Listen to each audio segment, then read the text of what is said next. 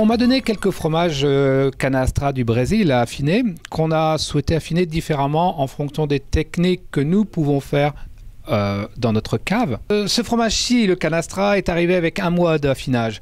On l'a laissé sous film pour voir déjà à l'affinage au Brésil, pour qu'on ait le même fromage mais avec 4 mois de différence. Donc on l'a laissé sous un film alimentaire en protection à 12 degrés de température en moyenne avec 60% d'humidité. Cave naturelle, qu'on arrive sur un fromage qui a à peu près 5 à 6 mois. Ce Canastra, celui-ci a été simplement gardé en cas d'affinage toujours et simplement brossé avec une brosse de nylon et retourné chaque semaine à ce niveau-là pour pouvoir permettre aucun développement de moisissure sur sa surface. Et on a un fromage qui est devenu plus en pâte sèche et pourrait être dans ce cas-là considéré d'être mangé au couteau ou simplement être tranché légèrement à la trancheuse pour faire de fines tranches, des copeaux, ou alors à la rigueur râpé. Ce Canastra a été lavé au cachaça simplement sur toutes ses faces et chaque semaine.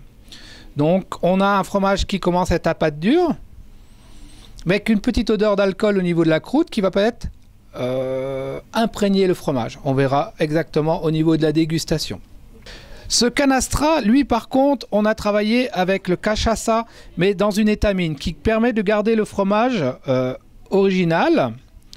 Et chaque semaine, on rajoute, on réimbibe l'étamine avec le cachaça et c'est mis en atmosphère étanche. C'est-à-dire que le fromage est maintenu dans une boîte close, type Tupperware, pour permettre à ce que l'alcool reste et imprègne complètement le fromage à ce niveau-là.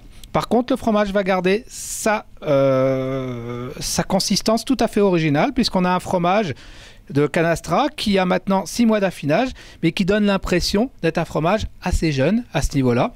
Et par contre, au niveau, on aura un fromage qui va être totalement différent.